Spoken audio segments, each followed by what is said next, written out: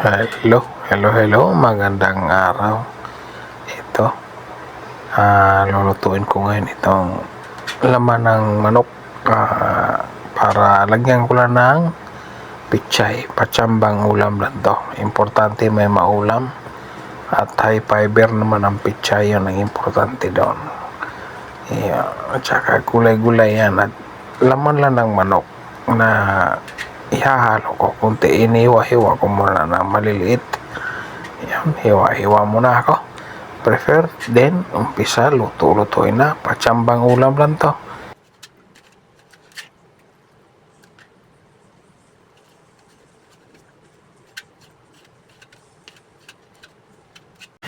Iyon, ito umpisahan ko na mag-isa. Ito ginigisa ko ng laman ng manok. Ayan, tapos lagyan ng kunting tuyo para may pampakulay at pampalasa. Hindi na natin asinan yan kasi ang tuyo may alat na, kaya kailangan lang natin na kunting tubig. Yan, lagyan natin paminta at syempre lagyan natin ng laurel. Kahit isang pirasong laurel lang pwede na. Yun, sabi, tayo lang natin yung maluto. Syempre halo-haluin muna natin para manunuot ang lasa ng tuyo, laurel at paminta. Ayan o, simpleng luto at patsamba. Ayan, okay.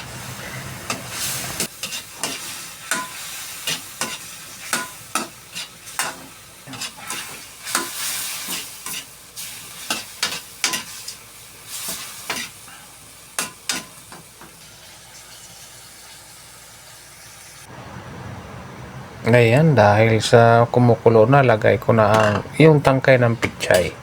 Yung pinakapuno niya, yung tangkay. Kasi yun yung medyo matigas-tigas eh.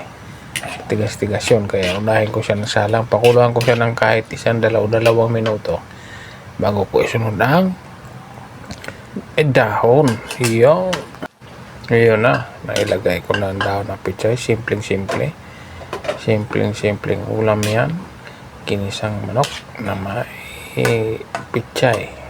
Yun lang, simpleng ulam. Pinakasimple, gulay-gulay. Yan, masarap na yan. Laman ng manok at pichay. Pwede na yan.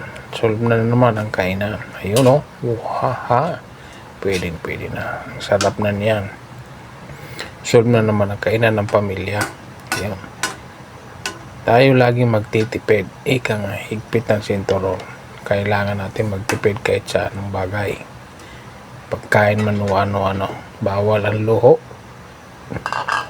Kailangan magtipid.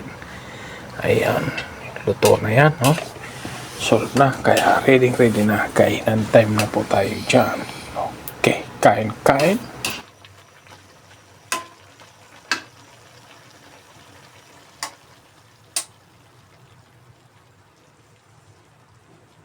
Nakaluto na naman. Ito. Ay, simpleng ulam. Kinisang manok na may pichay. Yan, nakaluto na naman ako. Hanggang dito na lang at maraming salamat. God bless po sa ating lahat. Lagi po tayo mag-ingat. Bye-bye.